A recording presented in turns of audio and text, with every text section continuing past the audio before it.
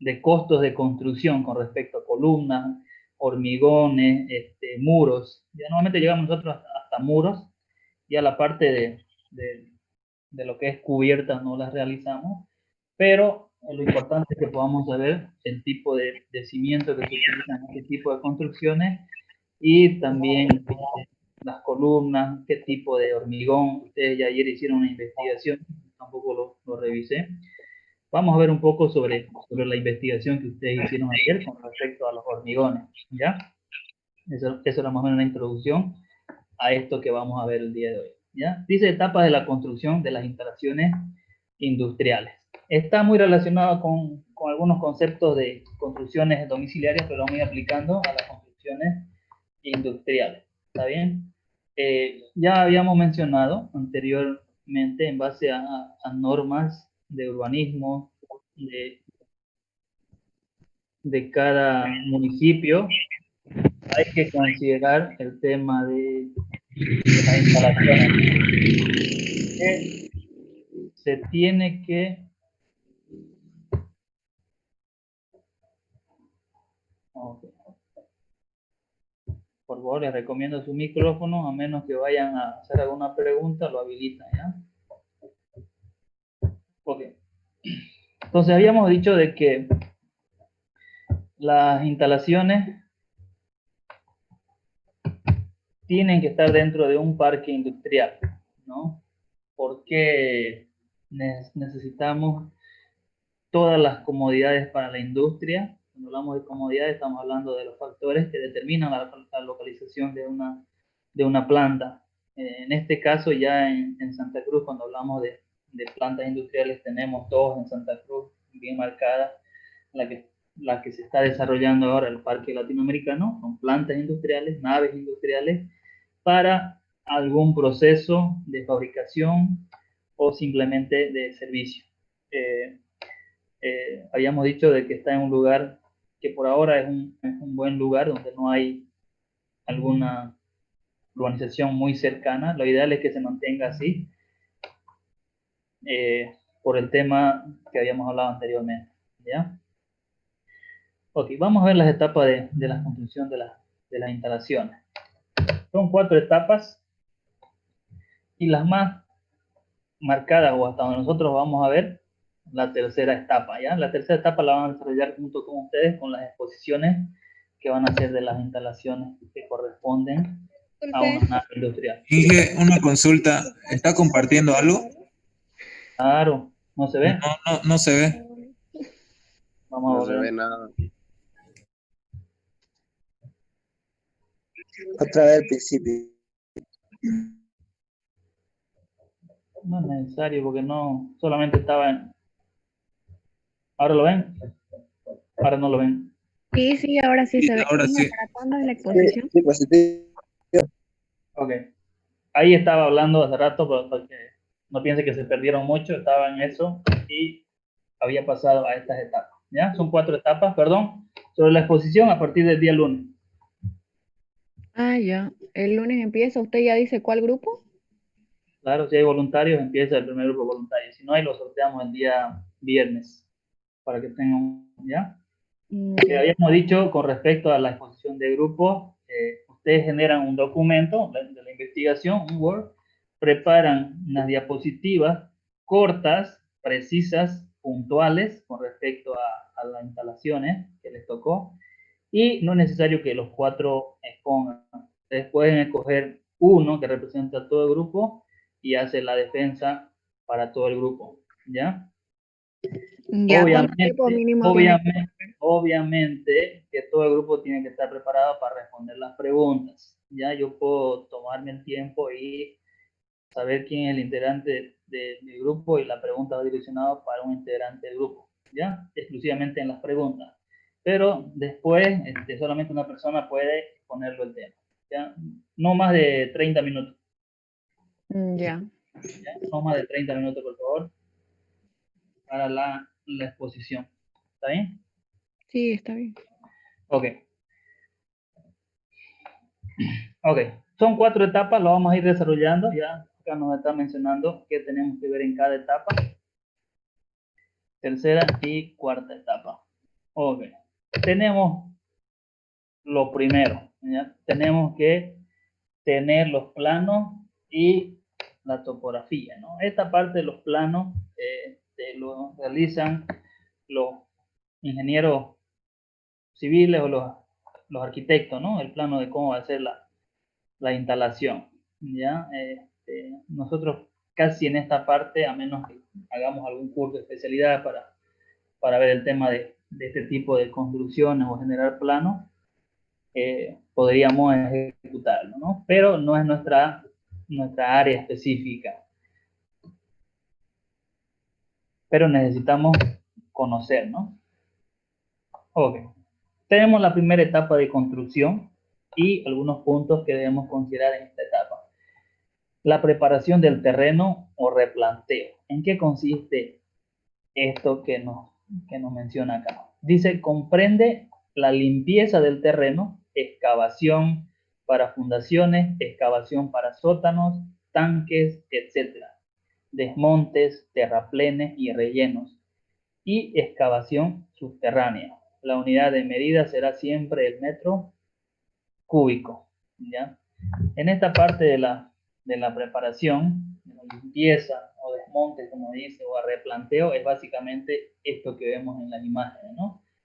Es rellenar si hubiera algún espacio por acá, nivelar, y también en esta parte se considera las excavaciones, ¿no?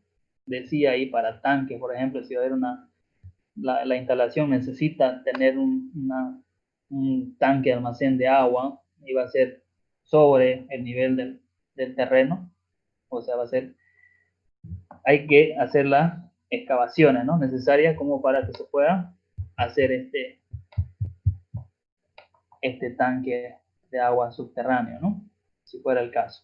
O si va a tener algún aparcamiento, por ejemplo, de vehículos, también se podría considerar si va a ser subterráneo. Y obviamente tenemos la limpieza y si hay algunos árboles, si nos tocara hacer una instalación donde nos salió la localización de nuestra planta en un lugar rural, entonces tendríamos que hacer el desmonte necesario como para que podamos hacer la siguiente etapa de la construcción.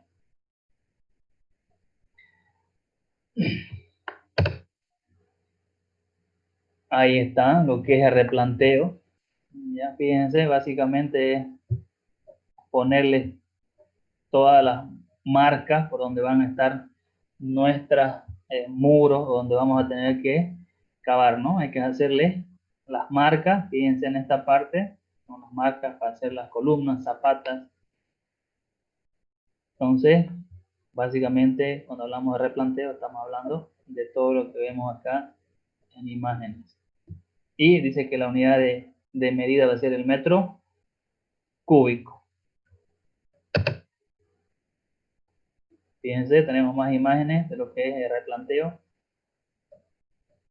excavación y relleno. Ok, luego tenemos las fundaciones, bases, platea y encadenado. ¿En qué consiste? En rellenar las excavaciones, dentro de las cuales se alojan los cimientos de la albañilería, vigas de fundación, bases de columna, etc. La unidad de medidas para esta clase de albañilería es el metro cúbico, ¿ya? Fíjense, en el primer punto teníamos las excavaciones, ¿no? Donde van a ir las bases de las columnas, cimientos y también las zapatas, ¿no? Entonces, en esta parte ya empezamos a rellenar. ¿Cómo rellenamos? Fíjense, acá tenemos armadura, encadenados, cimientos y zapatas. ¿Alguien recuerda sobre la clasificación de los hormigones? ¿En qué consiste un hormigón armado? A ver, ¿quién quiere ganarse unos puntillos? Vamos a anotar. ¿Cómo dice, ingeniero? ¿En qué consiste un hormigón armado?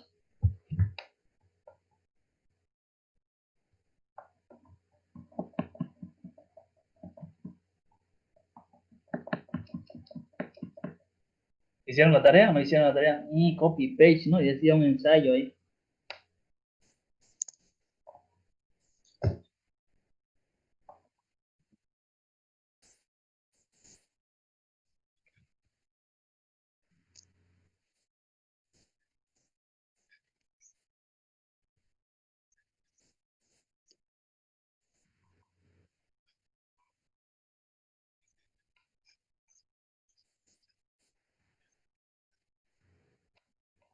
Ya. ¿En español?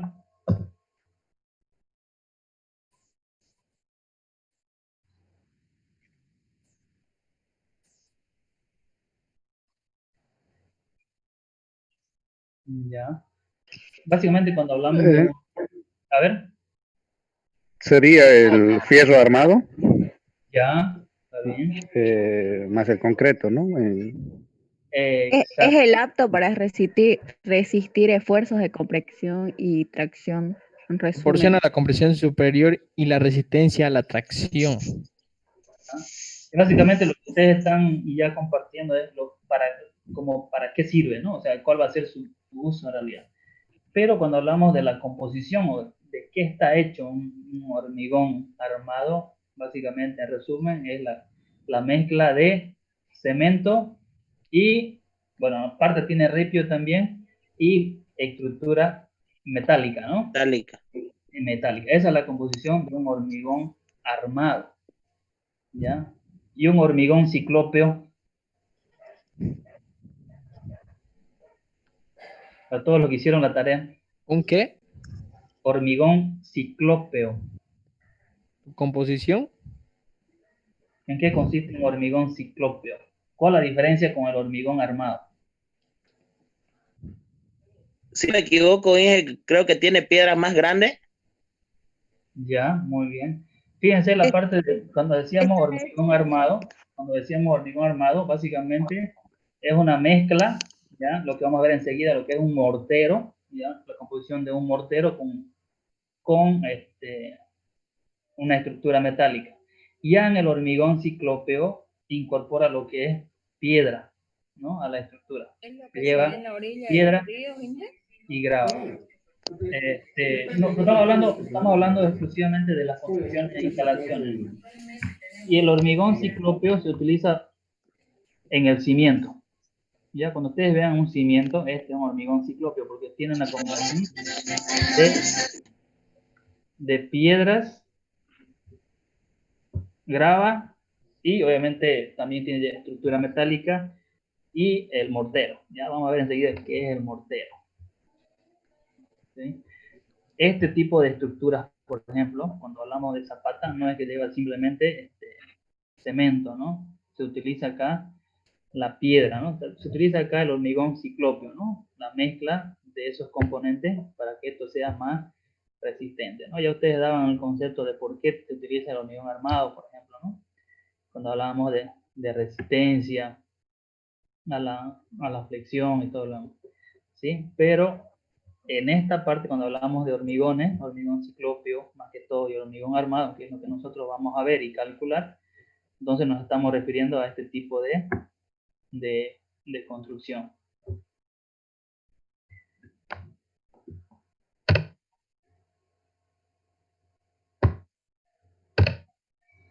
Ok. Fíjense, acá tenemos la estructura de hormigón armado, columnas y vigas encadenadas. Yo les había hecho la pregunta antes para que podamos entrar a esta parte. Ya dijimos lo que es un hormigón armado, este es el símbolo de hormigón armado por si acaso, ¿ya? Y cuando hablamos de hormigón ciclópeo, cambia acá la C, ¿ya? En vez de A, a la C. Eso representa el hormigón ciclópeo.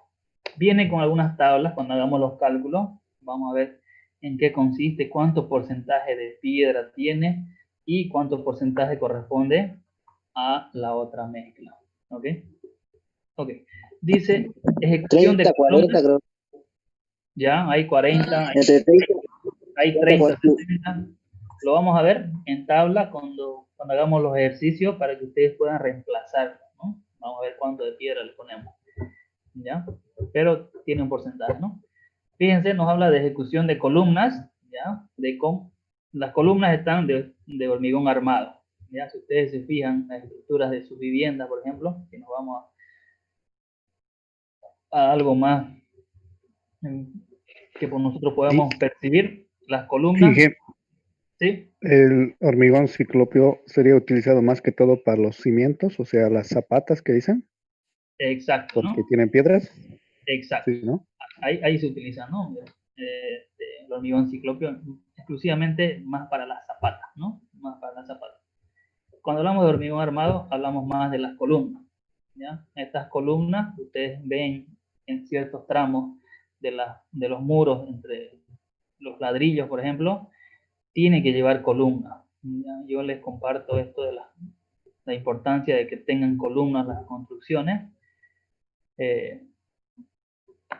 Cierto tramo, ya lo vamos a ver con los cálculos, nuevamente 3-4 metros en los muros, cada 4 metros debe llevar una columna, ¿no?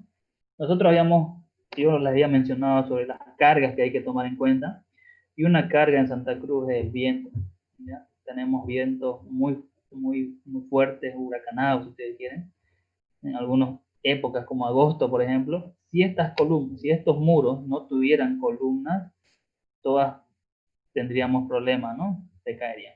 Hay casos, tal vez ustedes conocen, de algunos muros que colapsaron por el tema del viento. Le vuelvo a repetir, el viento es una carga que hay que tomar en cuenta en las construcciones, ¿ya? Yo les comparto una experiencia con respecto a esto de las columnas en el colegio en el cual yo estudiaba, bueno, en una provincia. Hicieron, ¿no? Porque, bueno, los alumnos jugaban del colegio, entonces hicieron un muro perimetral a todo el colegio, buena altura, como para que nadie pueda escapar de clase, y resulta que los que construyeron no le pusieron las columnas, ¿no? Simplemente agarraron y le pusieron ladrillos, le pusieron los ladrillos como para que pueda representar las columnas. Y una época de los vientos, se bajó más de 300 metros de muro, ¿no? Todo porque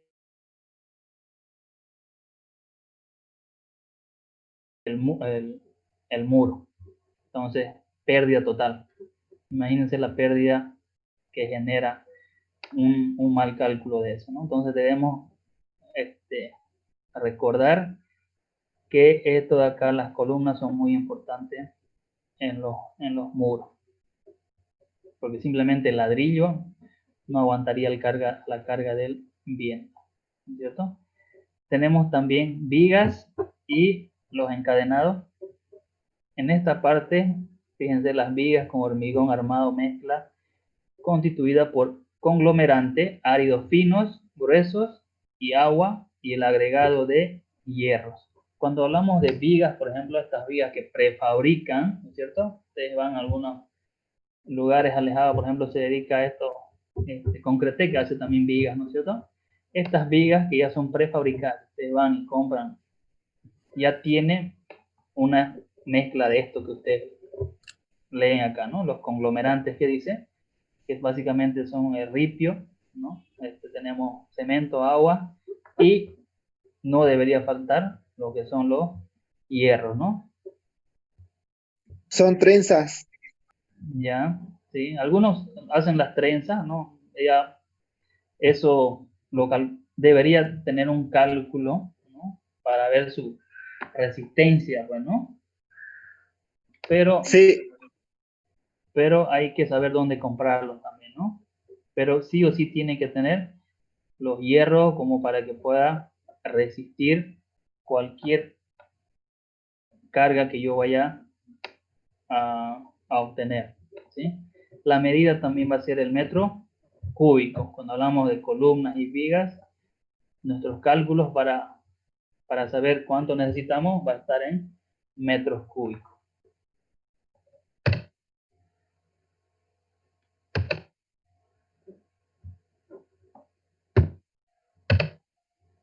Acá está el ejemplo de las columnas, por ejemplo. Cuando hablamos de columnas, no se puede prefabricar, ya en este caso se hace in situ.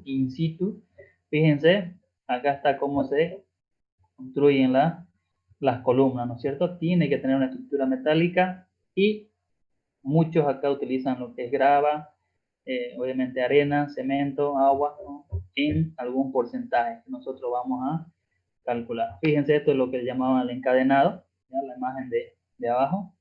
Hay que hacer este encadenado para la columna, ¿no? Y así es como queda, ¿no? Fíjense, abajo también tiene un encadenado que va a ser para el sobrecimiento, ¿no? Esto de acá ya es un sobrecimiento. Lo que se ve en esta imagen de la derecha superior es un sobrecimiento que también nosotros vamos a calcular. No, algunos no utilizan el hierro en el sobrecimiento y algunos sí, ¿no? Va a depender mucho del terreno en el que se trabaja.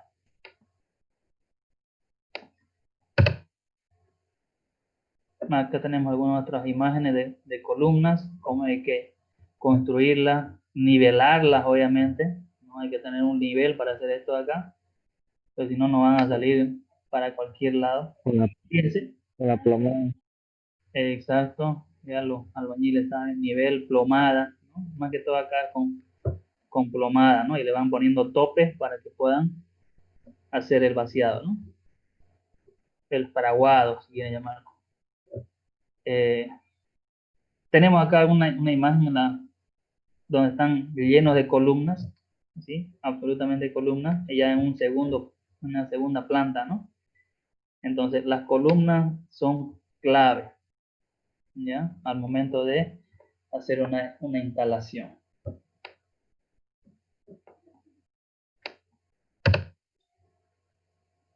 Ok. Mampostería exterior, cerramiento o portante. ¿Qué es una mampostería? Son términos, bueno, técnicos. Nosotros estamos acostumbrados más a hablar de muros, ¿no? Pero en este caso se llama mampostería. Exterior exclusivamente. Ok, ¿en qué consiste? Dice, queda comprendida bajo esta denominación toda la obra de muros exterior de un edificio, cuando sea ejecutada por yuxtaposición de piedra natural o piezas de origen industrial, vinculadas entre sí por juntas de mortero. La unidad de medida es el metro cuadrado. ¿Alguien sabe qué es yuxtaposición y qué es un mortero?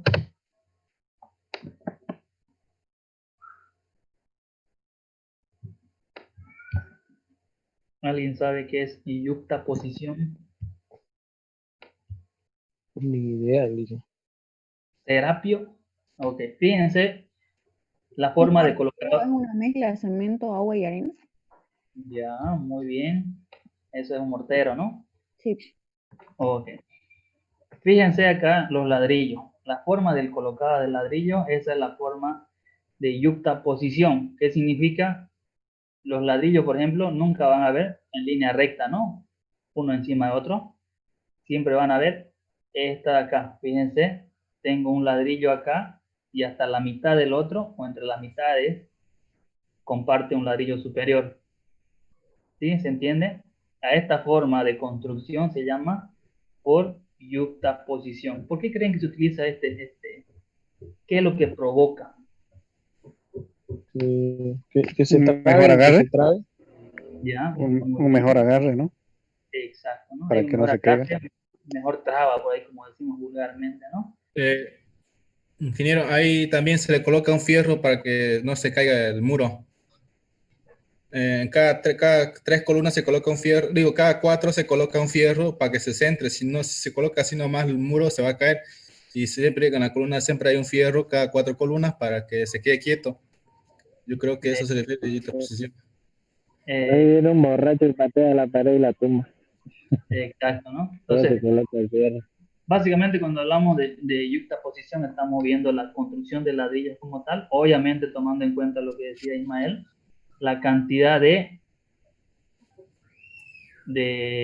hierro que yo voy a utilizar para ciertos tramos de construcción de muros, ¿no? Yo no quiero que alguien dijo ahí que una patada lo tumbamos, obviamente, ¿no? Si uno le pongo acá una columna y no lo haga una traba a esto, se va a caer, ¿no? Y no quiero que se caiga. Por lo tanto, utilizamos este método acá.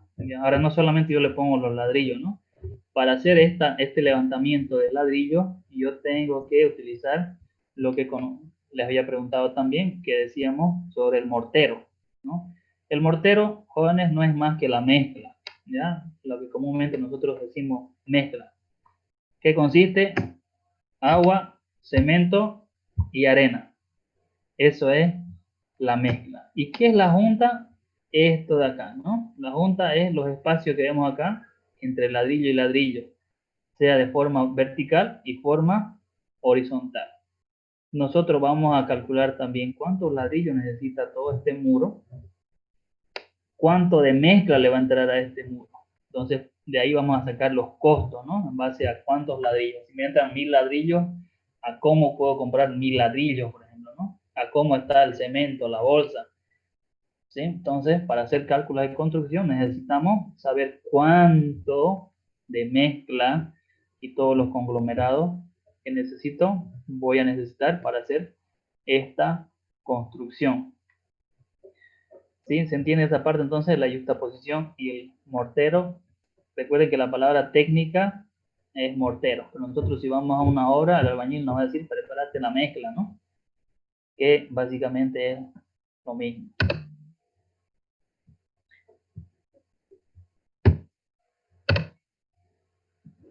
Acá tenemos otro, estos son con bloque de cemento. Bloque.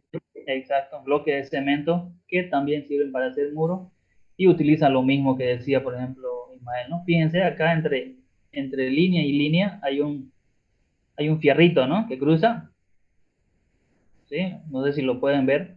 Tenemos ahí para darle firmeza, ¿no? Y aparte voy a tener acá un vaciado de una columna para darle rigidez a este mi muro. ¿Sí? Se puede ver ahí las líneas de un fierro cruzado entre juntas, ¿no es cierto? Sí. Ok. Seguimos. Y también por acá se ve lo que decía Ismael, a unos fierros que van cruzados, ¿no es cierto?, en ciertos tramos del muro. Entonces, cuando hablamos de mampostería, me olvidé decir eso, estamos hablando de los muros, en otras palabras, ¿ya? Cuando decíamos mampostería exterior, estamos hablando del muro externo, ¿ya? Lo que rodea a la planta, ¿ya? O las paredes externas, si ustedes quieren. Y luego tengo la mampostería interior, el muro interior, en otras palabras. ¿A qué se refiere? Dice que es toda la obra de muros interior de un edificio cuando sea ejecutada por yuxtaposición también de piedra natural o piezas de origen industrial vinculadas entre sí por juntas de mortero. La unidad de medida también es el metro cuadrado, ¿ya? Se refiere a esto de acá, las divisiones ya, ¿no? Tengo un muro, tengo una mampostería exterior y ya para dividir mis ambientes voy a utilizar lo que es mampostería interior, ¿ya? En otras palabras, son los muros internos, lo que va a dividir, ¿sí? ¿Se entiende? Mampostería interior y mampostería exterior. Y también tenemos el mismo método que es yuxtaposición, cuando hablamos de trabajo con ladrillos, ¿no? O bloques de cemento.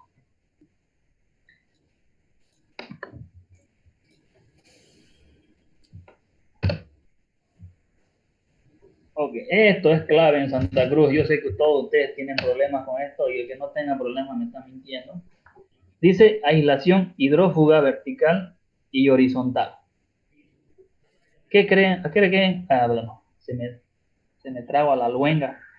¿A qué creen que se refiere con instalación o aislación, perdón, hidrófuga? Aislar de la humedad, o sea, del suelo a la pared. ¿Ya? ¿Qué técnica ustedes han visto que se utilizan para hacer este tipo de aislación? Hule.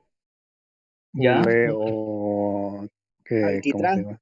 Alquitrán. Muy bien. Eso con respecto a lo que es aislación Vertical. vertical, ¿no? Sí. Sí. horizontal. Horizontal, a todos algún día fallan, no importa cuál lo tenga. ¿Ah? ¿Cuál es la aislación vertical?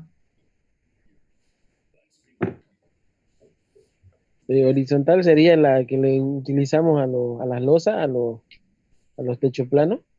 Ya, muy bien, ¿sí? Necesitamos nosotros conocer este tipo de aislación. Ya ustedes mencionaron algunos, por ejemplo, se utiliza bastante lo que es el alquitrán, pero aún así, muchas viviendas tenemos problemas de, de humedad, ¿no? Mucho, Hay una sustancia igual. Hay una sustancia, pero no sé cómo se llama, una blanca que la mezclan al cemento igual. ya, y hay una que ya está haciéndose común, ¿no? Para hacer este tipo de aislaciones hidrófugas. Usted, por ejemplo, para nosotros hacer una construcción en Santa Cruz, debemos conocer esto acá, ¿no? ¿Por qué? Porque sabemos que estamos a un nivel muy bajo sobre el nivel del mar. Por lo tanto, vamos a tener problemas de humedad, ¿no? Y aparte es un terreno arenoso, ¿no? Y ustedes saben que cavamos ya unos 2 metros y empieza a filtrar, ¿no? Entonces, este va a ser un problema. Tenemos que saber de cómo controlar o de cómo poner esta aislación hidrófuga a nuestras instalaciones. Si tenemos alguna humedad. Entonces, fíjense acá, tenemos algunos ejemplos de aislamientos hidrófugas entre paredes, entre el cimiento hacia la pared cuando vamos a empezar a levantar al muro, entonces utilizan lo que es hule, decían algunos, o también el alquitrán.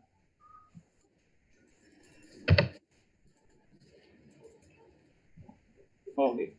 Luego tenemos ya la segunda etapa de la construcción, lo que son las cubiertas.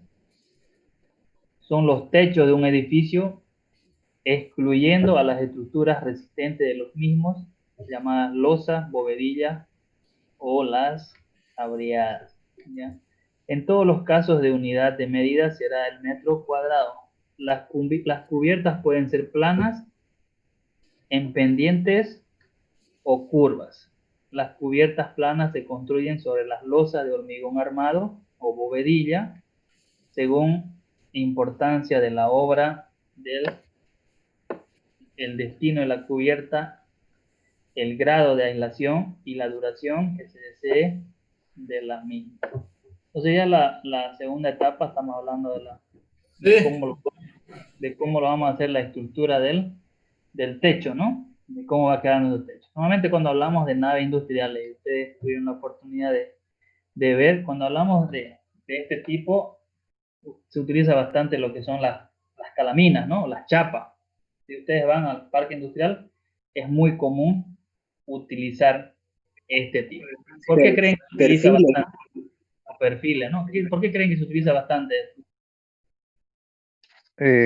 Porque es más liviano la calamina. Ya, es liviano, muy bien. Uno diría que es liviano.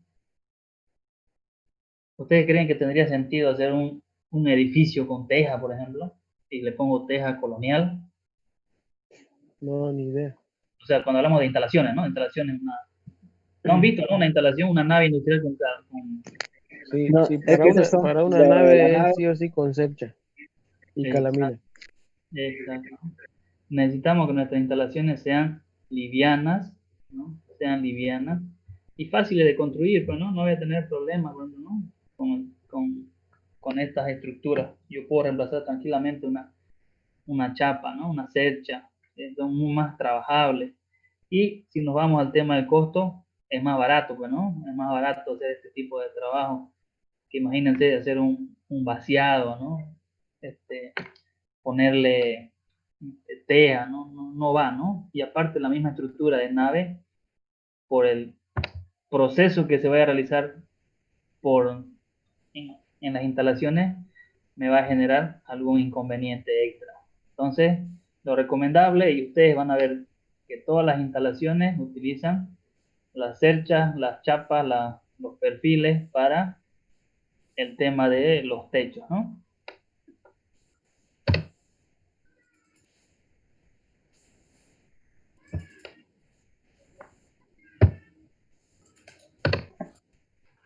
Corre. Ok.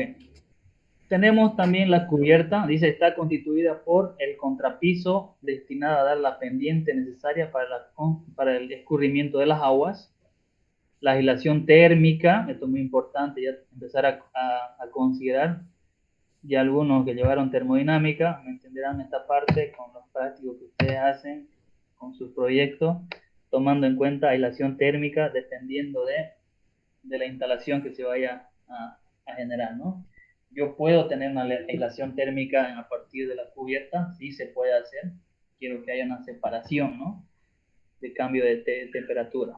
Dice, formada por materiales especiales o por cámaras de aire, ladrillos huecos.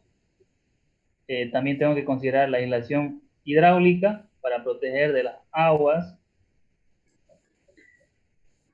La cubierta propiamente dicha, preparada generalmente como superficie de terminación.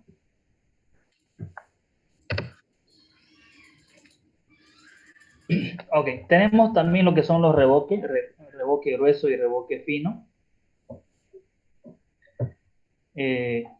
Esto básicamente es ya trabajando contra los muros, ¿no?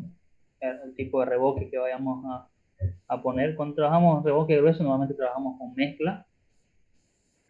Y el revoque fino ya no se utiliza tanto, ¿no? Pero se utilizaba el yeso, por ejemplo, ¿no? Para terminar hacer el revoque fino en las instalaciones. Muchos simplemente lo dejan como revoque grueso para las instalaciones.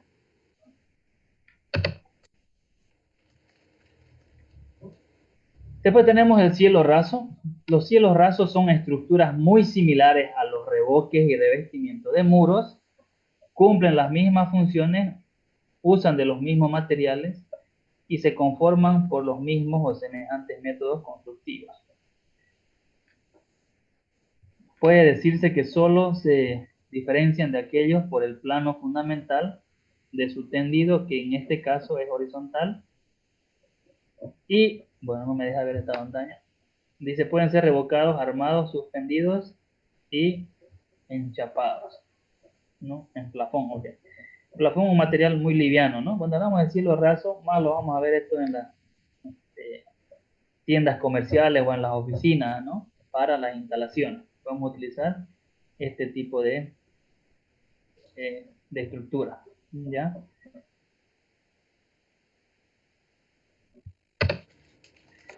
El tema de manejo de pisos y zócalos. Es muy importante esto del piso, ¿ya? Porque les había mencionado anteriormente de que cuando nosotros vamos a tener una planta y nuestra carga viva, nuestro cálculo de nuestra carga viva, perdón, es muy alta, entonces es recomendable aumentar, ¿no? El volumen del cimiento que vamos a tener. Vamos a tener cargas de camiones para que no se nos pueda partir de lo que veíamos con el ejemplo eso de las avenidas, ¿no? Cuando utilizamos muy poco volumen con respecto a nuestro asfalto, ¿no? O la altura, llámese. Los pisos, dice, pueden ser de madera, piedras naturales, monolíticos.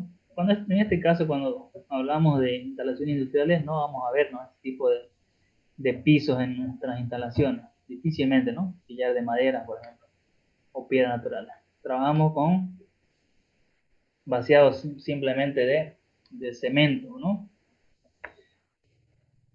Y imagínense, ¿no? Ya los pisos terminados más son para tiendas comerciales, ¿no? Cuando hablamos de cerámica, entonces no necesitamos esta parte para nuestra instalación donde vamos a realizar algún proceso. Y en esta parte se hace por metro lineal, o así te cobran, ¿no? En otras palabras, cuando hacemos construir. Ok, los revestimientos, dice, es la superficie de terminación de un muro formado por piezas independientes del mismo. Sus funciones pueden ser de protección hidráulica, aislación térmica, reflexión, esto es muy importante para los que van a exponer la parte de iluminación, o absorción de la luz, ornamento y otras funciones especiales. Acá tenemos la instalación hidráulica. Esta parte la van a ver también las personas que van a exponer, los alumnos que van a exponer, la parte de instalaciones hidrosanitarias, ¿ya? Esta parte de la hidráulica la van a mencionar ustedes dentro de su investigación.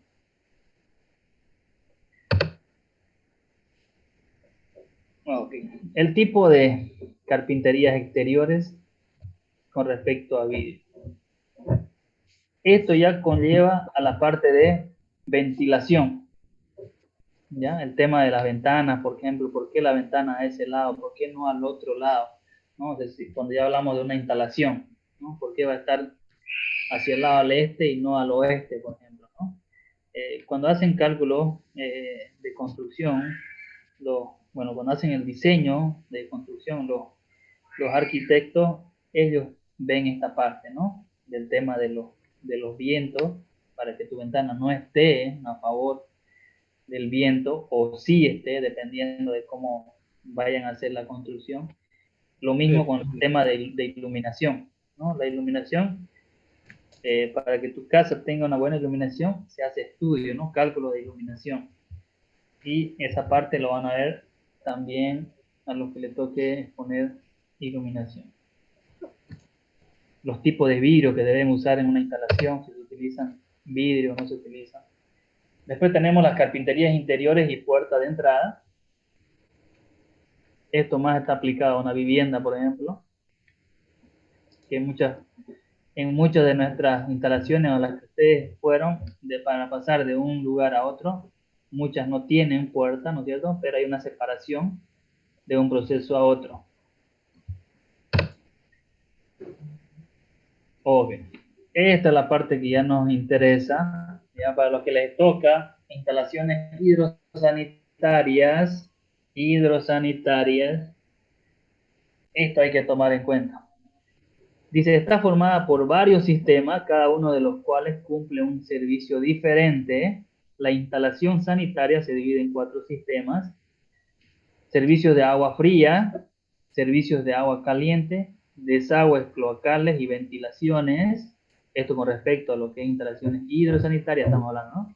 Las ventilaciones y desagües pluviales. Esto nos interesa que puedan desarrollar los de instalación hidrosanitarias, ¿ya? Hidrosanitarias. ¿Qué es lo que van a hacer con las aguas que se utilizan, por ejemplo, en una planta? Ustedes lo aplican ahí al proceso que ustedes quieran ejemplificar con la exposición.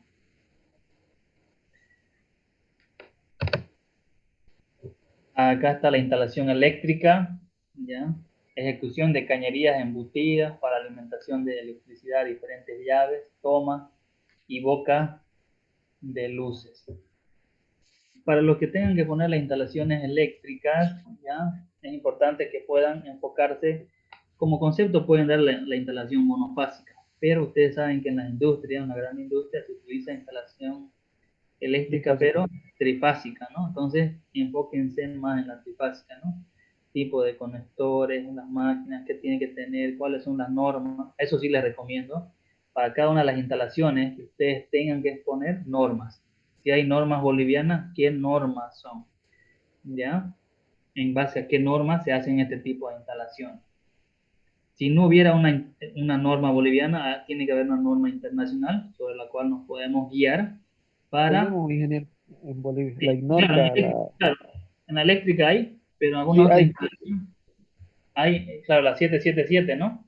Después Correcto. tenemos después algunas instalaciones, yo le digo, por ejemplo, las instalaciones de ventilación, o sea, no van a pillar específicamente para las naves industriales, pero nos podemos guiar con el tema de normas internacionales que debemos considerar, ¿no? Pero para la instalación eléctrica sí tenemos normas bolivianas, ¿no? ¿Ya? Después también tenemos para instalaciones hidrosanitarias, hay normas bolivianas. Las instalaciones de gas también, ¿ya? Fíjense, acá tenemos ejecución de cañerías y conductos de alimentación de gas con sus correspondientes ventilaciones. Estas partes de ventilaciones que está hablando de las hidrosanitarias y de las instalaciones de gas corresponden exclusivamente a esas instalaciones. Como yo tengo que considerar el tipo de ventilación para una instalación de gas exclusivamente, no para la instalación como tal. No sé si me dejo entender esa parte, ¿no? Una cosa es que yo tenga instalación de ventilación para toda la planta, ¿ya? Voy a tener algunos extractores, ¿no? Puedo tener ventiladores. Si ustedes quieren la parte de ventilación, por ejemplo, también pueden incluir un poco lo que es climatización, que entrarían los aires, los aires que tenemos en las instalaciones, pero cuando hablamos de climatización, ¿no?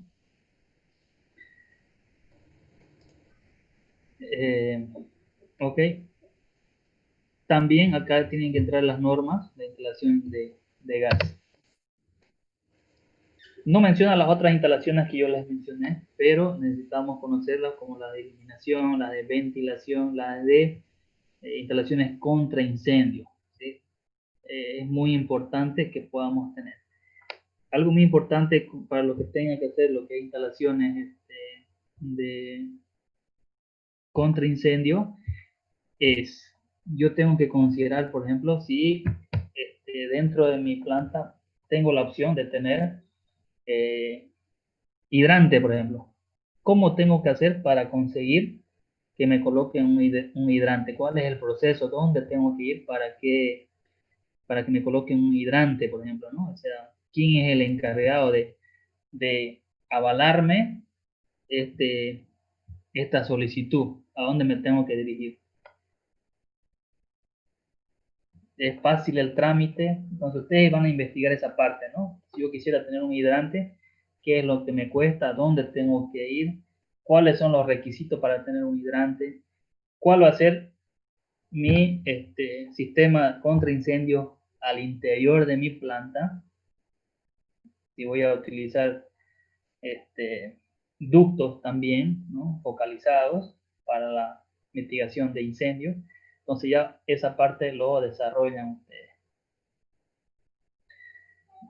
Lo mismo con las instalaciones de, ¿qué más le mencioné?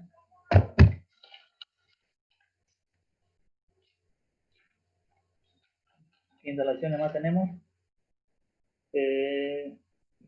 De gas, ya mencionamos, eléctricas, contra incendio, de iluminación, esa, ¿no? Ah, de aire comprimido. De aire comprimido, ¿no? Exacto. Lo mismo, ¿no? ¿Bajo qué norma se hacen las instalaciones? Cuando hablamos de normas, jóvenes, yo ya lo había mencionado anteriormente, cuando nosotros vemos una instalación interna, ¿cómo reconocemos que es una instalación de gas, por ejemplo? Como código, ¿no? Nosotros que somos ingenieros industriales tenemos que saber diferenciar. Si vamos a realizar algún trabajo y vemos ductos, ya algunas cañerías por ahí, y no tienen color, entonces es complicado. Pero si está con norma y tiene un color, yo con lo que ustedes van a explicar y para todos sus compañeros, yo voy a poder identificar qué tipo de ducto es, ¿no? ¿Qué es lo que tiene en el interior? Si puedo hacer un trabajo cerca o no puedo, ¿no? Como medida de seguridad preventiva para realizar un trabajo, ¿no? Entonces necesitamos conocer. ¿Por qué les menciono, por ejemplo, este tema de conocer los colores, por ejemplo, los códigos? Ya les había mencionado que el tema del gas, por ejemplo, es evidente y a todos, si tienen en su casa gas domiciliario, saben que el color amarillo de los ductos pertenece a gas. No hay forma, ¿no? Si ustedes ven una cañería en cualquier vivienda o una instalación que tenga el color amarillo, automáticamente ustedes saben que esa instalación es de gas, ¿no? Entonces, por eso necesitamos. Ok, la parte cuarta de construcción, fíjense la cuarta etapa. Habíamos dicho que la tercera etapa son las instalaciones que estábamos mencionando anteriormente, pero la cuarta etapa ya tiene que ver más con las viviendas, ¿no? Cómo termino mis muebles de cocina, qué tiene que tener, las mesadas, qué tipo de grifería para los baños y todo lo demás. Cosa que no lo vamos a desarrollar porque ya, como les digo, más pertenece al tema de instalaciones de vivienda, ¿ya? Pero hasta donde nosotros nos interesa saber en el tema de instalaciones internas dentro de una nave industrial, son lo que les acabo de mencionar, ¿no? Instalaciones hidrosanitarias, de ventilación, contra incendio, necesitamos saber. ¿Por qué? Porque cuando ya lleven ustedes mantenimiento para que lleven seguridad industrial, por ejemplo, este tema que estamos viendo ahorita dentro de las instalaciones, que va a haber contra incendio, de hidrosanitaria, van a ver en medio ambiente, por ejemplo, si ya llevaron medio ambiente, ustedes saben que hay normas bolivianas que hay que cumplir con respecto a la contaminación, ¿no? O sea, cuando yo genero aguas servidas, por ejemplo, ¿cuál es el tratamiento que tengo que hacerlo para volverlas al cauce, ¿no? Si es que puedo. Y si no, entonces, ¿qué tratamiento voy a hacer para que pueda darle algún otro uso? Entonces, esa parte también la pueden investigar. ¿Alguna pregunta hasta acá, jóvenes? ¿Comentarios?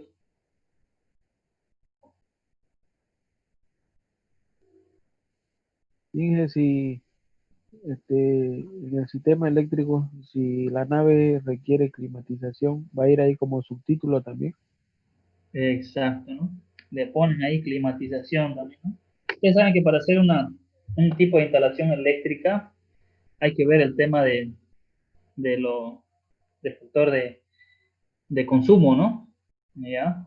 Yo les había mencionado anteriormente, creo, como ustedes hablé, del tema de instalaciones eléctricas, que la CRE, por ejemplo, cuando te va a hacer una instalación, ¿ya? Yo requiero para mi planta, requiero para mi planta 1000 kilowatts, vamos a poner así, ¿ya? Y yo digo que voy a consumir 1000 kilowatts, entonces la CRE lo que va a hacer es, te va a dar, va a hacer esa inversión, pero te va a cobrar por esos 1000 que tenés que consumir, ¿ya? Y tenés que consumir sí o sí los 1000. Si no consumís los 1000 y solamente consumiste 800, te van a cobrar igual por los 1000 y aparte te van a cobrar 200 de los 200 que no consumiste una multa, ¿no? Entonces ese temita es importante que podamos conocerlo en la investigación que ustedes vayan a hacer. ¿Por qué es lo que te multa, ¿no? La CRE, ¿no? Si tuviste, o sea, aparentemente no lo consumí, ¿no es? O sea, si estoy consumiendo 800, sería beneficio para la empresa no consumir 200. Pero en este caso, cuando hablamos de instalaciones industriales, ¿ya? Tiene una multa al no consumir los 200 kilowatts, por decirlo así. ¿Sí se entiende esa parte? Entonces sería interesante que lo puedan desarrollar con el tema de instalaciones eléctricas, ¿no? ¿Se entiende la parte eléctrica? Sí, correcto, correcto.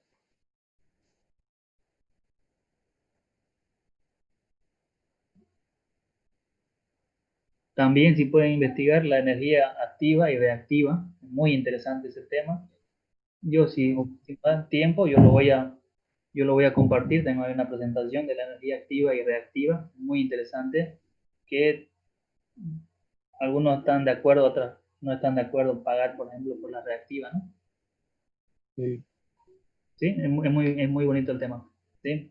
Preguntas, jóvenes, con lo que les haya tocado de ventilación, no sé, de instalaciones hidrosanitarias. ¿Está todo claro? Ingeniero, ¿Sí? para hacer nuestro trabajo, ¿qué formato vamos a utilizar o nosotros, Como no es un trabajo o usted no va a pasar? como no es un trabajo final, o sea, no, yo básicamente no me voy a fijar si tiene una introducción, marco teórico y todo lo demás. Lo que yo les estoy pidiendo básicamente para esta parte es el tipo de acometidas, ¿ya? El tipo de acometidas, anótenlo, para cualquiera de las instalaciones. Normas, que tengan las normas, ya sean nacionales, mejor si tenemos normas bolivianas que se puedan aplicar. Eso básicamente tiene que tener, ¿no? Y el desarrollo, ¿no? dentro del código, si tenemos normas, vamos a tener los códigos de colores que debemos usar, las acometidas, ¿no? Para el tipo de instalación. Cómo se tiene que hacer una instalación, cuál es el proceso. En el caso del hidrosanitaria, por ejemplo, si yo quisiera tener mi propio pozo en mi planta, ¿cuál es el procedimiento para que yo pueda tener un pozo? Simplemente voy y lo cavo y empiezo a sacar agua. Tiene que pedir permiso a Zaguapá para hacer un pozo, Inge. Exacto, ¿no? Entonces, esos temas, por ejemplo, hay que conocerlos para que nosotros podamos hacer un pozo en una planta y tener ahí mi reserva de agua. Yo tengo que tener un permiso de Zaguapac, ¿no? Ujú. Lo mismo que cuando creo que a ustedes también les decía de que si yo quiero tener mi propio generador, cuando hablamos de energía eléctrica, pero yo no quiero comprarle la CRE, ¿no? Yo puedo generar mi propia energía. No se puede tampoco, ¿no? Yo tengo que sí o sí consumir a la CRE. Tengo que ir y decirle ya, tengo mis cálculos y voy a consumir los 1000 kilowatts que les dije, pero no quiero consumir los 1000 a la CRE. Entonces, instálenme solamente para 500. Y lo que te van a hacer es instalarte para 500 y los otros 500 lo puedo generar, ¿no? Para mi planta. ¿Se puede? De esa forma sí se puede. Pero tengo que cumplir con esos 500 que tengo de compromiso con la CRE, ¿no? Cumplo los 500 y puedo yo generar mi propia energía. Se puede hacer de esa forma. También ahí para hacer, por ejemplo, cómo es el procedimiento para hacer la instalación eléctrica industrial, sería interesante, ¿no? ¿Cuál es el requerimiento que te hace la CRE para esta instalación al momento de la solicitud, por ejemplo, ¿no? Ingeniero, una pregunta. En los paneles solares, ¿Ya? ¿también hay algún permiso para pedir de la CRE? No, en este tema no, por eso le digo, lo que sí le va a pedir es que ustedes consuman a la CRE, parte de la energía. No puedo yo trabajar exclusivamente, decirle, no voy a consumir a la CRE en esta parte, ¿no? Tengo que consumir una parte a ellos y la otra yo la puedo generar. En este caso yo puedo utilizar el método que yo quiera, ¿no? Si ustedes quieren utilizar panel, por ejemplo, para generar su energía, lo pueden hacer. O pueden tener un motor extra, también lo pueden hacer, ¿no? Con acumuladores de batería, también. Pero, como tenemos algunas normas, ya cuando lean las normas, entonces ahí lo van a entender mejor la parte Inge, de los paneles solares entra el tema de medio ambiente. La 1333 te da qué requisitos debes tener para poner paneles solares. Claro, pero es ya como generación, ¿cómo se llama? Por seguridad. Contra incendio. No. Tiene un nombrecito, ¿no? El tema de seguridad de contaminación. Ya, sí, también, Ajá. con medio ambiente. Pero eso cuando ya queremos nosotros generar alguna energía alternativa, digamos, ¿no? Una energía alternativa, digamos, ¿no? Entonces, cuando yo quiero, les decía, por ejemplo, ¿no? Voy a subir 500 a la CRE. Para si yo quiero tener una energía alternativa, tengo que también estar bajo normas que me permitan tener esa energía. No puedo yo simplemente agarrar y decir, voy a poner paneles solares y voy a tener mi propia energía, ¿no? Ahí entra lo que decía Armando, la 1333 con respecto al medio ambiente, ¿no? Entonces, ¿cómo voy a hacer?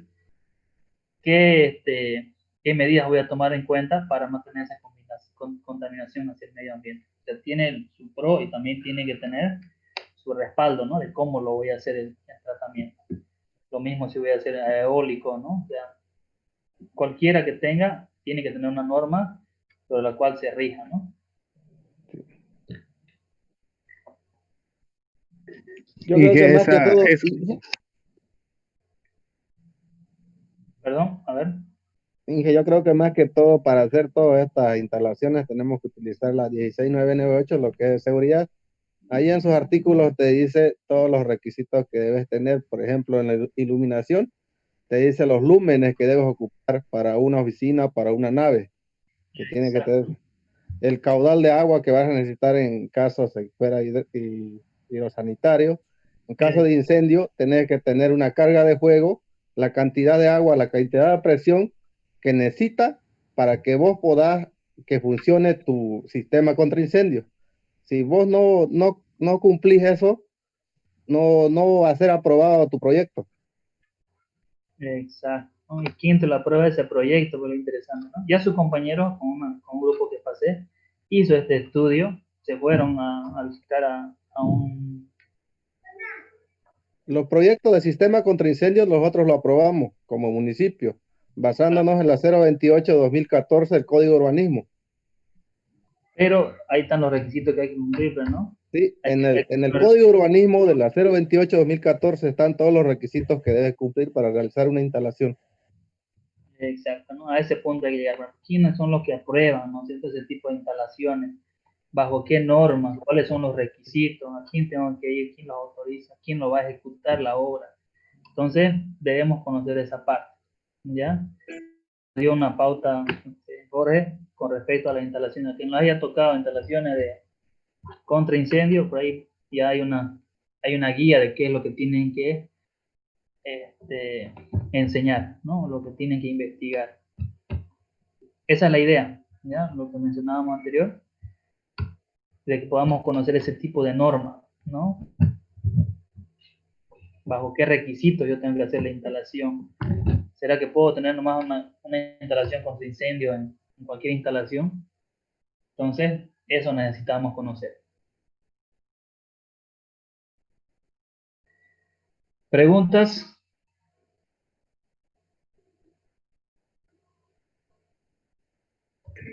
Hombre, ¿Ah? Inge, ya nos anotó a nosotros lo que es la ventiladora. ¿La ventiladora? ¿Cómo la ventiladora? Ventilación, perdón, ventilación. Ay, qué tonto. No, nosotros queremos cambiar a lo que es ¿Qué pasó? ¿Por qué quieren cambiar? ¿Lo vieron medio? No, ¿Gajuda? lo que pasa, usted dijo que uno no tenía grupo, ya no ¿no quiere es? ser contra incendio, dice. La hidrosanitaria y la de ventilación. ¿Ustedes cuál quieren hacer? La hidrosanitaria. hidrosanitaria. Bueno, le das el chance porque el otro grupo no se manifestó todavía. Inge, yo estoy sin grupo. Puedo hacerlo cualquiera, no importa. Ahí está, pues. ¿Quiénes están por ahí? Porque hay una... Soy Villamil y no sé quiénes más no tienen grupo para hacer. Diego, vos sabés. Diego Aníbal. Diego Aníbal, Jesús. Yo tampoco tengo grupo, Inge. Ahí está, me falta uno, no vaya. Hola, Jesús. Hay un grupo ahí con Jorge, Jesús, ¿quién más dijo? Araníbar. Yo también no tengo un grupo, ingeniero, y Ismael. Ismael también, ahí está. Los 4 que faltaban. Ya listo. Cualquier tema es bienvenido. Instalaciones de ventilación, Jorge. Ya.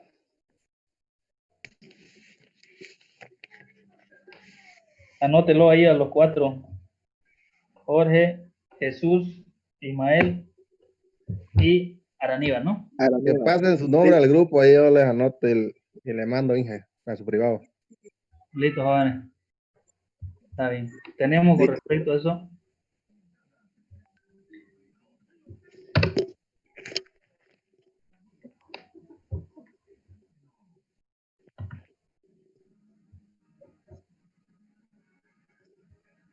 Inge, lo podemos hacer como un informe con introducción, desarrollo, conclusión, pero más que todo que esté en las normas, ¿no? Claro, las normas, las acometidas. Eso es lo esencial que queremos aprender.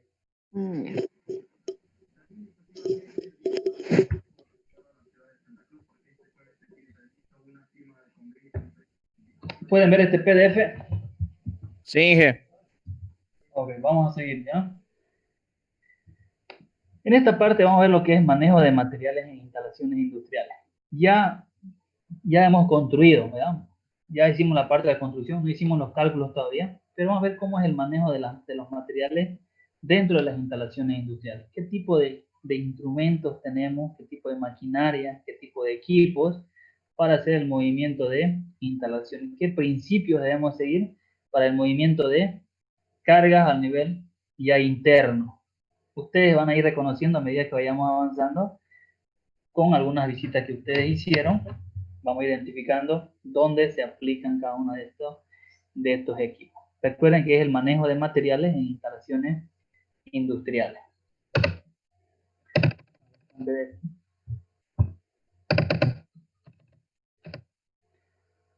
Ok, fíjense lo que dice con respecto al manejo de materiales. Desde la perspectiva de la ingeniería, el manejo de materiales se define como el arte y la ciencia que se aplican al traslado, embalajes y almacenamiento de sustancias en cualesquiera de sus formas, tales como líquidos, sólidos, a granel, piezas, paquetes, unidades de carga, contenedores, vehículos y naves. Entonces, fíjense, es un arte, ¿no? El manejo de materiales y la ciencia. Por lo tanto, si dice que es la ciencia, esto se puede mejorar, ¿no? Yo puedo encontrarle una solución a través de estudios. Y para eso tenemos que entrar nosotros, los ingenieros industriales, a ver desde nuestra perspectiva cómo podemos hacer este manejo de materiales lo más eficiente. Ahora, para hacer este tipo de movimiento dentro de nuestra planta, necesitamos hacer un estudio previo. ¿Cómo va a ser nuestra distribución de planta, ¿no? ¿Dónde van a estar distribuidos nuestros equipos, nuestros trabajadores? ¿Cuál va a ser el circuito? Hablando de eso, había una película que tenían que ver ustedes. ¿La vieron? Positivo, Inge. Hambre de poder. A ver, vamos a aplicar esta parte. Ya estamos hablando de manejo de material. ¿Qué es lo que más le llamó la atención desde la película? A ver, para los que vieron. Cuando se dio cuenta que no generaba ganancia, y aún teniendo varias sucursales, creo, y ahí decidió, creo, comprar los terrenos, ya que él se lo alquilaban, entonces decidió comprar, como los dos hermanos no le daban, ¿cómo se llama? Mucha libertad para que él pueda hacer lo que quiera, entonces él compró los terrenos para que él pueda hacer lo que quiera. Esa parte de sí interesante. Ya, gracias. Uno sería la distribución de sus máquinas, ¿no? O sus freidoras, que era. Ya. Y la otra es la ubicación, más que todo, ¿no? Que sería la localización de sus tiendas, ¿no? De hamburguesa. Que el negocio no era vender realmente hamburguesas, sino es que dónde ubicarlas y los locales. Perfecto. Ya está la idea, por ahí va aclarando. Muy bien. ¿Qué más? A ver, ¿qué más pudieron ver de esto?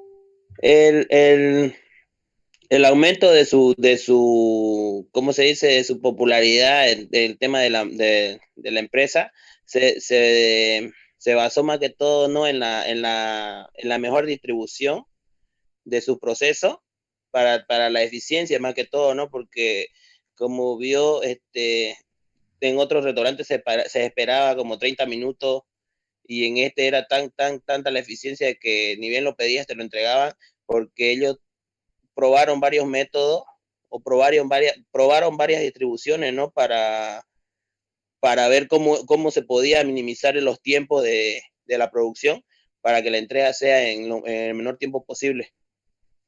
Exacto. ¿Qué más? A ver.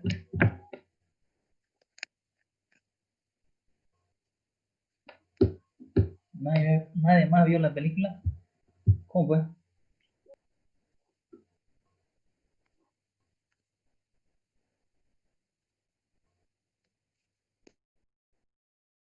¿Se fueron? Ok. Ya básicamente dentro de los conceptos que ustedes dijeron de la película o lo que más les gustó, está lo llamativo de obviamente podemos sacarle mucha más enseñanza, ¿no? Con el tema de manejo de franquicia, la parte económica y todo lo demás. Pero lo que más nos interesaba, a nosotros nos interesa, ya ustedes lo mencionaron, la parte de localización, ¿no? Cómo localizar una un restaurante de esto, en un buen lugar, me permite generar las utilidades, ¿no? Y después llámese venta, ¿no? Y también la distribución, de cómo dentro de mi instalación yo puedo hacer una buena distribución de todo el proceso de tal forma que sea óptimo. Cuando decimos óptimo, estamos hablando para todos los que pasaron ingeniería de método, lo que es tiempo y movimiento, ¿no? La relación que yo tengo con la máquina, ¿no? ¿Cuánto tiempo me tiene? ¿Cómo voy a mover de una máquina a otro? ¿Qué voy a hacer cuando haga ese movimiento? Si hago este tipo de estudios de tiempo-movimiento, porque eso es lo que ellos hicieron cuando graficaron su planta o su restaurante en la cancha de tenis, hicieron un gráfico, ¿no es cierto?, de cómo era el movimiento, hicieron prácticas de cómo tenían que moverse cada uno de los operadores, que sea de tal manera sincronizado como para que puedan tener ese resultado tan óptimo que era entregar las hamburguesas en menor tiempo. Y yo siempre les hago el desafío de cuando ustedes ven este tipo de películas o cuando entran a un puesto de trabajo, la pregunta es, ¿no? ¿Qué yo puedo hacer en ese puesto de trabajo de tal forma que pueda yo optimizar el proceso? Tienen que saber que donde yo vaya tengo que dejar huellas, ¿no? O sea, tengo que dejar huellas, pero de las buenas, ¿no? No de mala conducta. Puedo generar ambas, ¿no? Puedo dejar una mala impresión para siempre ahí y tendrán ese concepto de mí, o puedo marcar de tal forma decir, no, ese fue un buen trabajador porque hizo esto para la empresa y por él estamos haciendo este proceso de esta forma. Ahora, nosotros vemos a McDonald's, porque eso trataba la película, y decimos ahora, ¿qué más podríamos hacer para que pueda mejorar este tipo de servicio? ¿Se puede? Sí se puede, habría que hacer un estudio minucioso, ¿no? Porque ya se ha hecho bastante estudio, como lo que vieron de los hermanos, como para que pueda dar ese resultado, ¿ya? Y para mantenerse tantos años todavía en un buen nivel, ¿no? Con respecto a sus ventas y a sus productos. Entonces, tiene que ver mucho con lo que estamos viendo de localización de mi planta, de tomar en cuenta los factores que van a determinar dónde localizar mi planta, por qué tengo que poner en ese lugar, qué pasaría si lo pongo en el otro lugar, ¿será que voy a vender igual? Entonces, analizo los factores que tengo que tener, ¿no? Si está mi mercado disponible, si realmente la gente va a llegar con mayor eficiencia o no va a tener tantos problemas para llegar a ese punto y adquirir mi producto. ¿Qué más tengo que darle al cliente como para que vuelva, ¿no? Para que sea más ágil el proceso. Entonces, va a depender de cómo nosotros veamos nuestras instalaciones, dónde las ubiquemos, que hagamos un buen estudio de localización, un buen método para hacer este tipo de proyectos. Y internamente también, nosotros debemos ser los especialistas en hacer una buena distribución de plantas, que también lo vamos a ver como ejercicio. Hay el método de Get-Jet, que lo vamos a aprender, que no es complicado para nada, simplemente es cálculo de superficies, tomando los movimientos tanto de material, de operadores, y tomando en cuenta el cálculo de la máquina como carga muerta en este caso, ¿no? Que va a estar estacionario en un lugar de la planta, ¿ya? Entonces, este movimiento de materiales básicamente es el resultado de cómo yo hice la distribución de plantas.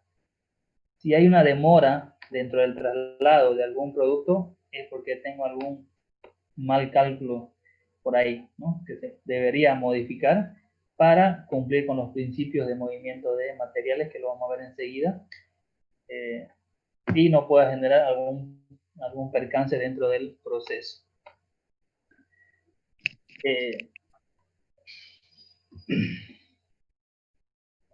Ok, también dicen en una empresa en general, el criterio fundamental para evaluar el manejo de materiales es la reducción de los costos de producción.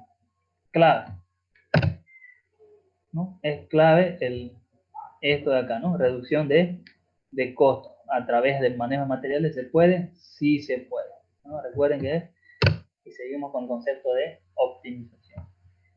Determinación de tipos de materiales. Ya tenemos los que consideramos productos y los que están en estado físico.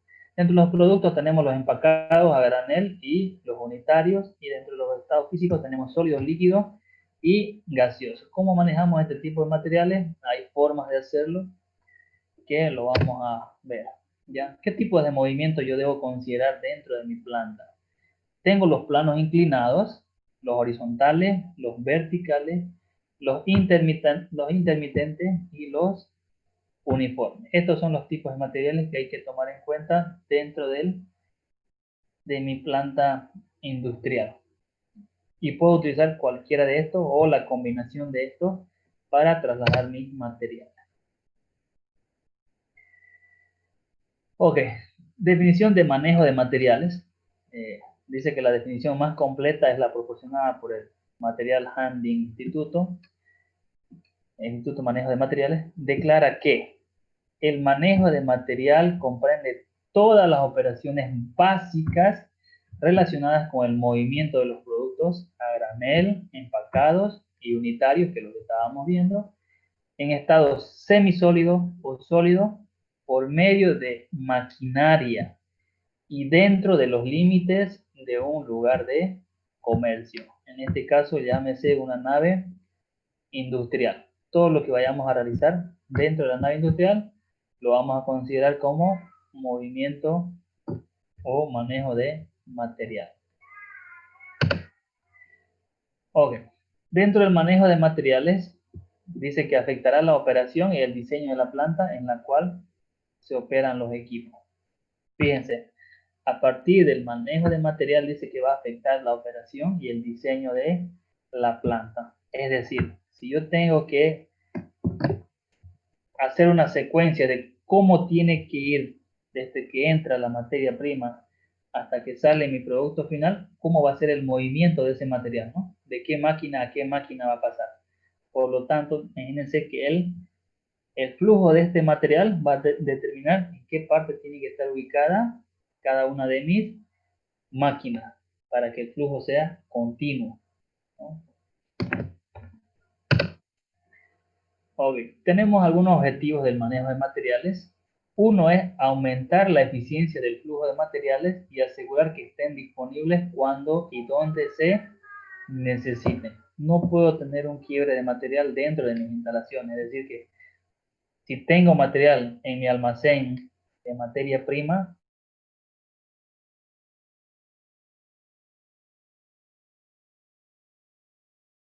donde la necesito, ¿no? O sea, hay un mal manejo de material. Por lo tanto, nos está pidiendo que debemos aumentar la eficiencia del flujo de material y, por lo tanto, asegurar, ¿no?, que estén disponibles. Después tenemos reducir el costo del manejo de los materiales, obviamente que significa un costo. Si voy a utilizar maquinaria y personal, hay que pagar a todo eso, entonces me genera un costo. Mejorar el uso de las instalaciones, esto entra por ley, como decimos, ¿no?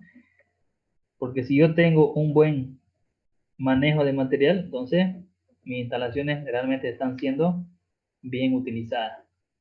Mejorar las condiciones de seguridad y de trabajo, obviamente, de que si yo tengo, por ejemplo, en mi instalación, tengo un circuito establecido donde tienen que ir las personas que están a pie y otras para las maquinarias, entonces le voy a dar esa condición de seguridad que menciona acá, ¿no?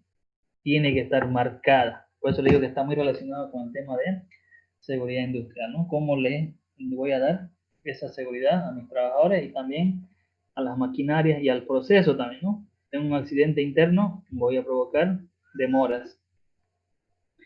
Facilitar el proceso de manufactura, obviamente, si yo tengo las materias primas disponibles, el proceso no va a parar nunca, ¿no?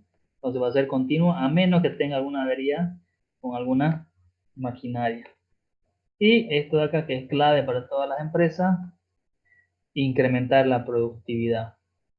Necesito, y es una forma de aumentar la productividad, que nosotros habíamos hecho cálculo de la relación que existe entre las entradas con las salidas, ¿no? ¿Qué es lo que consigo con todos los recursos utilizados? ¿No? A eso nos referimos con productividad. Ok. Tenemos los principios del manejo de materiales, que esto Me gustaría que ustedes puedan recordarlo. Obviamente se lo voy a pasar el PDF para que lo puedan leer. Tenemos estos principios que debemos tomar en cuenta a la hora de hacer el manejo de materiales. Uno dice que es eliminar. ¿Qué cosa? Dice, si no es posible, se deben hacer las distancias del transporte tan cortas como sea posible, debido a que los movimientos más cortos requieren de menos tiempo, menos tiempo y dinero que los movimientos largos. Obviamente, ¿no? O sea, por razones obvias, como decimos, valga la redundancia, mientras más cerca esté que tengo que llevar un material al proceso, entonces voy a ganar tiempo para, si yo tengo que volver, para estar presente ahí, ¿no? Y requieren de menos tiempo y dinero, ¿no? Estoy realizando ahí alguna ganancia. Entonces, el segundo principio es mantener el movimiento. Si no es posible, se debe de reducir el tiempo de permanencia en las terminales de una ruta tanto como se pueda, ¿ya? Entonces debemos darle movimiento a nuestro material. Entonces no tiene que estar mucho tiempo estacionario. Tiene que haber un cálculo, una sincronía de tal forma que esto se pueda conseguir. De lo contrario, voy a tener algunas demoras, algunas paradas en ciertos tramos. Y eso yo quiero evitar. Tercer principio, emplear patrones simples. Si no es posible, se deben de reducir los cruces y otros patrones que conducen a una congestión, tanto como lo permitan las instalaciones. Cuando hablamos de patrones simples, nos está diciendo que no nos compliquemos a la hora de hacer el movimiento del material.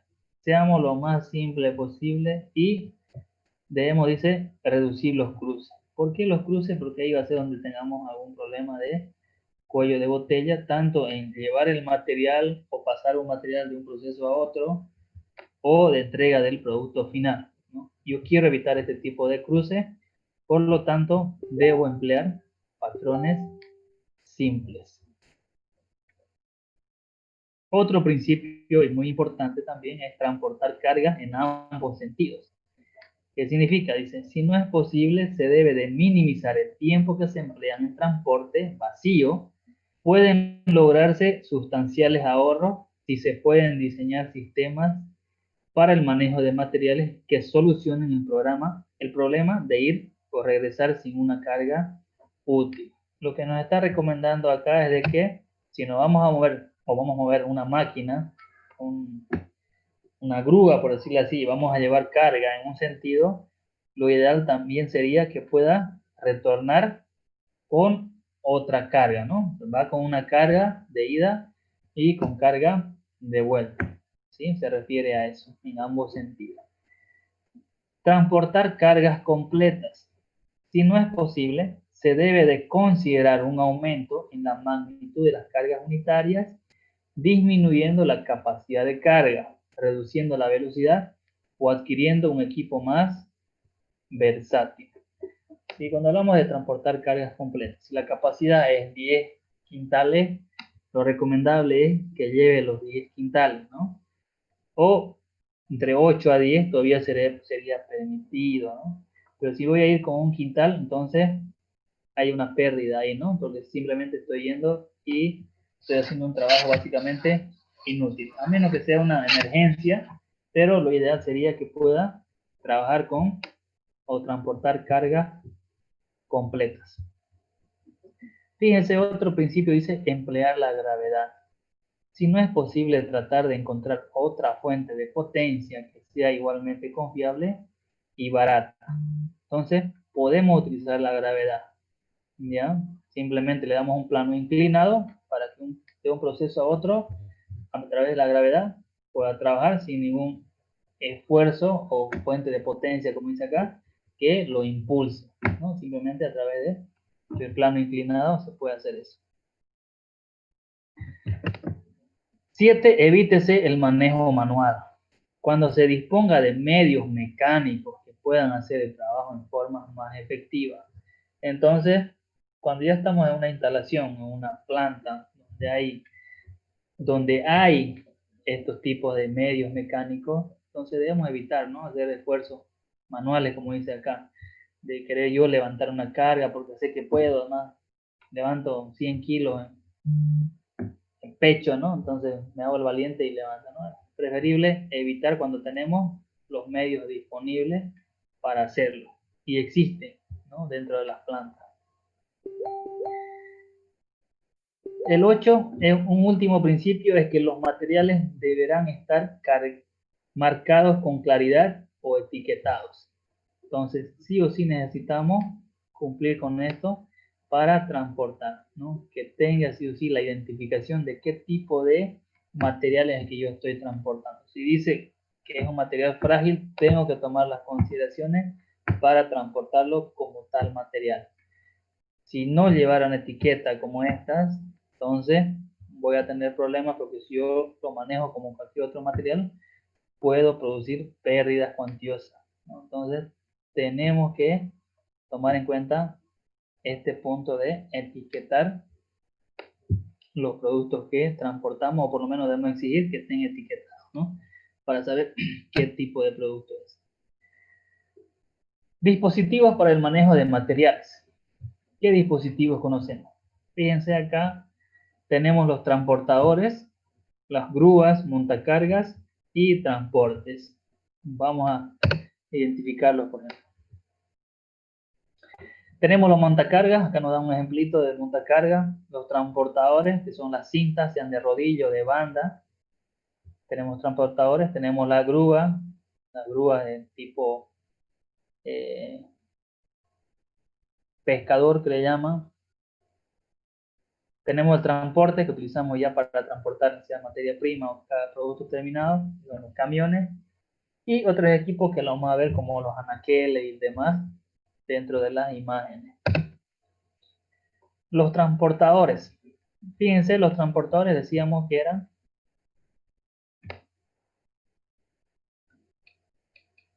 ahorita vamos a ver con las imágenes para que nos quede claro. Tenemos las ventajas de los transportadores: alta capacidad para mover gran número de objetos, velocidad ajustable, se pueden combinar con otras actividades como procesamiento o inspección, que significa que mientras yo hago este tipo de transporte, yo puedo ir verificando, ¿no? Son versátiles, pueden estar instalados en el piso o en elevación. Muy bien, tenemos ese beneficio de que lo puedo tener a esas alturas. Se pueden almacenar temporalmente carga entre estaciones usando los transportadores elevados.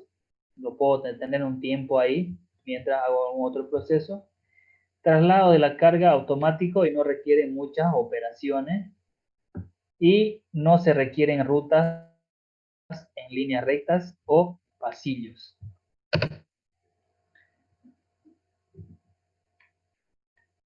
Perdón. Tenemos las desventajas. Siguen una ruta fija y sirven en una área limitada. Se pueden crear cuellos de botellas. Una falla en un área del transportador detiene la línea entera. Al estar fijos en el piso, obstaculizan el movimiento del equipo móvil de piso. ¿A qué nos referimos? A este tipo de transportadores, ¿no? Fíjense, acá tengo el de banda y tengo el de rodillo. Este tipo de transportador es más común verlo, por ejemplo, si queremos asimilarlo en los supermercados, ¿no? Cuando dejamos nuestros productos y van avanzando, ¿no? A través de una banda. Pero se utilizan en la industria y bastante, ¿no? Para transportar los materiales, van girando los rodillos y van avanzando, ¿no? Hacia algún otro proceso. Fíjense en esta parte que se utiliza también bastante en la minería a través de bandas, ¿no? Simplemente pongo acá el mineral o lo que vaya a trabajar y a través de un movimiento de una banda esto va a circular, ¿no? Tengo esto de acá también, que es un transportador. Han visto bastante por ahí por la radial 17,5, creo que hay bastante. Se utilizan para elevación de granos.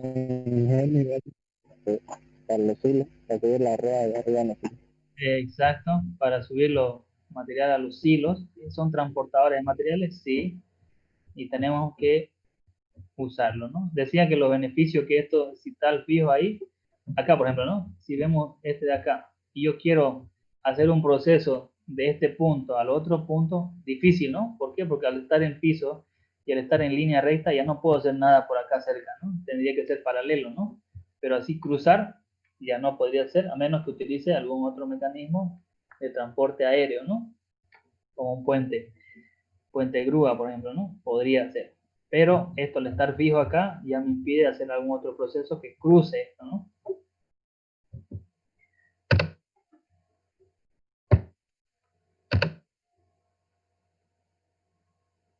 Ok, tenemos las grúas y montacargas, ya su nombre nos suena conocido. Ventaja, dice, permite izar y trasladar el material. Se minimiza la interferencia, perdón, con el trabajo de piso. Se ahorra espacio en piso para el trabajo. Manejan cargas pesadas. Sirven para cargar y descargar materiales. Y dentro de las desventajas, requieren una fuerte inversión inicial. Sirven a un área limitada. Algunas grúas se mueven solo en línea recta, no pueden virar. Ya no es el caso, ¿no? Ya todas pueden hacer el movimiento del giro, ¿no?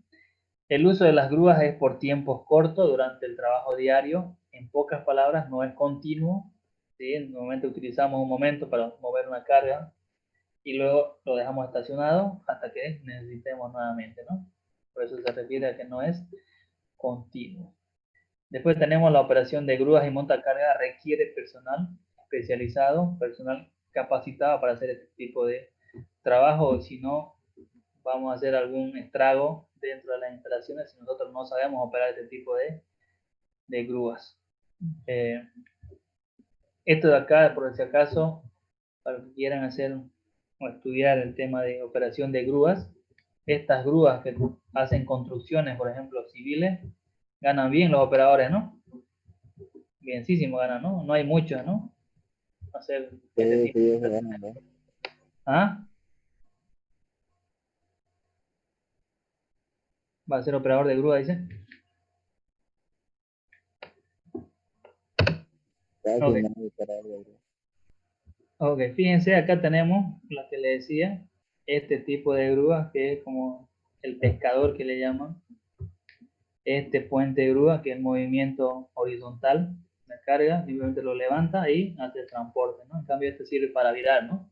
Levanta la carga, mueve el eje y puede girar, o también, en este caso como tiene ruedas, entonces se puede hacer el movimiento horizontal, ¿no?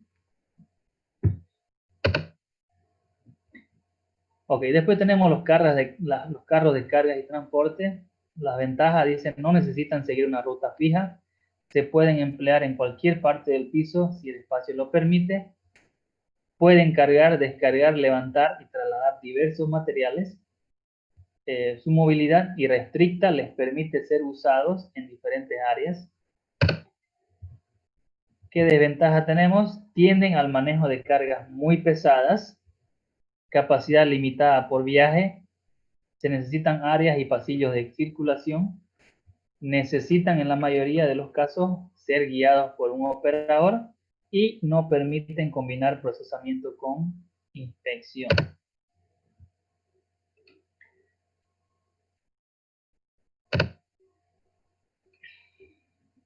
Ok.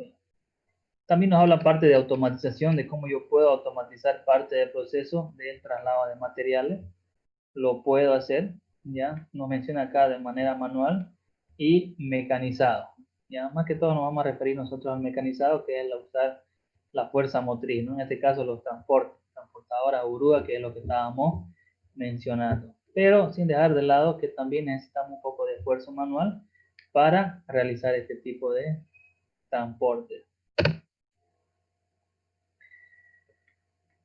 El automatizado, por ejemplo, dice se emplea una mínima intervención humana para guiar y operar el equipo. La mayor parte de las funciones son efectuadas por computadoras. Ejemplos comunes son las transportadoras, los vehículos guiados y los sistemas de almacenamiento y retiro automatizados.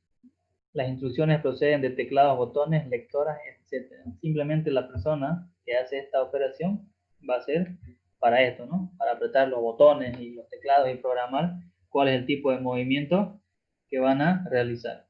Este tipo de movimiento de material lo vemos más que todo en la industria automotriz, ¿no?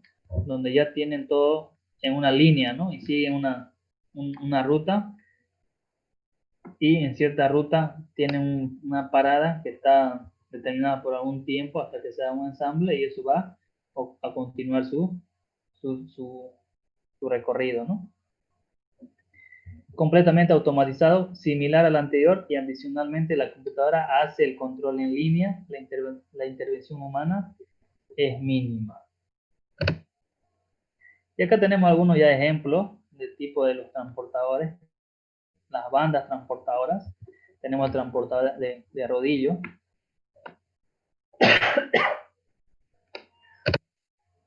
Ya, son puras imágenes, ¿no? Acá tenemos el transportador de tobogán para deslizar. Se utiliza normalmente para con inclinación. Ahí está dañando. Transportador de tobogán, transportador de tornillo o espiral. Esto es una espiral acá, mete el material y a través que va girando, esto va a mover el material, ¿no? Ahí en el laboratorio de física tenemos uno de estos transportadores, ¿no? Solo que la revolución es muy alta, que el fideo que tenía lo volvía harina, ¿no? A transportarlo. Pero la idea era que se pueda ver esto de acá, ¿no? ¿Sí? Este es el tipo de transportador de tornillo. Después tenemos transportadores de ruedas, fíjense que sucede en las grandes industrias. También hay los transportadores de cadena. Transportador de remolque, es considerado un transportador. Tenemos los transportadores de tubo neumático. Aquí está una parte para lo que le toque de aire, instalaciones de aire, las aplicaciones dentro de la industria. Ahí está, para transportar con tubos neumáticos, ¿no? Tenemos las cabrillas con poleas. Tenemos las grúas en alto que se utilizan normalmente en las construcciones, que es lo que normalmente vemos en los edificios, para levantar los materiales, ¿no es cierto? El movimiento que se hace. Entonces, igual hay en el laboratorio. No lo entendí. Montacargas de tijeras hidráulicas. Le decía que esa grúa igual hay en el laboratorio. Sí, hay también en el laboratorio como ejemplo. ¿Sí? Tenemos las montacargas de tijeras hidráulicas. ¿Sí? Simplemente acá está plegado a través de un sistema hidráulico. Esto levanta a la altura que querramos para realizar algún movimiento de algún material, ¿no? Después tenemos transporte de tipo carro manual. Este carrito es muy conocido. Ustedes pasen por Alto San Pedro, sirve para hacer transporte de material, obviamente, ¿ya? Pero es un carrito manual, ¿no? Le llaman burrito también, ¿no? ¿Sí? Se hace un diseño acá, le ponen otra estructura, dependiendo del material que ustedes quieren transportar. Si es para garrafa, acá es cilindro, ¿no? Acá hacen un cilindro como para que puedan poner la garrafa y transportar, ¿no? Se puede adecuar de acuerdo al material que yo quiero transportar. Tenemos los anaqueles, que normalmente se ve este tipo de manejo de materiales, por ejemplo, en las clínicas, en los aviones, ya ese tipo de transporte de materiales se lo utiliza también. Después tenemos el transporte montacargas manual o gatos con tarima. Esto de acá es la misma función que el grúa que ustedes conocen, simplemente que esto es manual, ¿no? Yo lo puedo operar a partir de este manivela que ustedes ven acá, ¿no? De volante, si ustedes quieren llamarlo, o mando, a los que están asociados con juegos. Transporte de plataforma motorizada, en este caso, por ejemplo, carga de personas simplemente para limpieza de edificio. Tenemos transporte de montacargas de horquilla, que serían estos acá, que es muy conocido, muy usado. Transporte de pasillo angosto, también, ¿no? Para los pasillos estrechos. Tren de remolque o tractor trailer, normalmente se utilizan los camiones que llevan caña, ¿no? Los remolques, han visto hasta 3 chatas, ¿no? Para transportar, ¿no?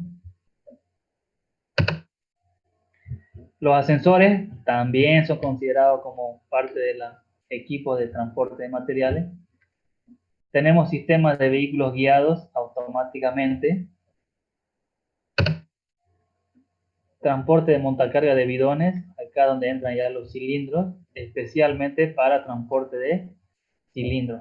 ¿Ah? Muchos agarran y se ponen a transportar, por ejemplo, con simples grúas, este tipo de cilindros y van a tener problemas. No está diseñado para eso, ¿no? Lo ideal es que se tenga uno especial para ese tipo de material, habíamos dicho al principio. Plataformas rodantes. Y gracias por su atención. ¿Alguno que haya faltado por ahí?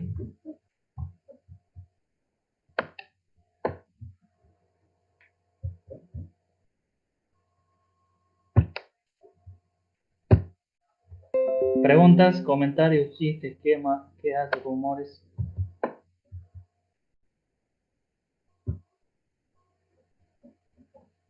¿Nada? ¿Qué fue? Se fueron todos, me dejaron hablando.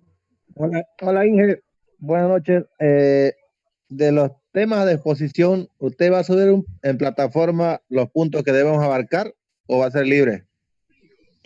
No, ya les mencioné los puntos que hay que tener. Lo que más me No. interesa es la acometida y las normas, ¿no?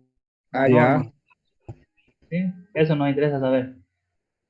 Ya. Acometidas, o sea, cuando hablamos de acometidas es amplio, ¿no? Estamos viendo la Sí. instalación, cómo debe tener, dónde, en qué fuente, es amplio. Y cuando hablamos de normas, también, ¿no? Si voy a tener una acometida, ¿bajo qué normas las voy a hacer la instalación? O sea, de esos dos puntos es amplio, ¿no? Sí. ¿Alguna pauta sobre iluminación, Inge? Sí, Georgina. Está fácil, Rebeca, tu iluminación. Es que a mi sobrina la hago pasar clases en la mañana, pues, Inge, por eso se quedó con su nombre. Ah. No bien, Georgina.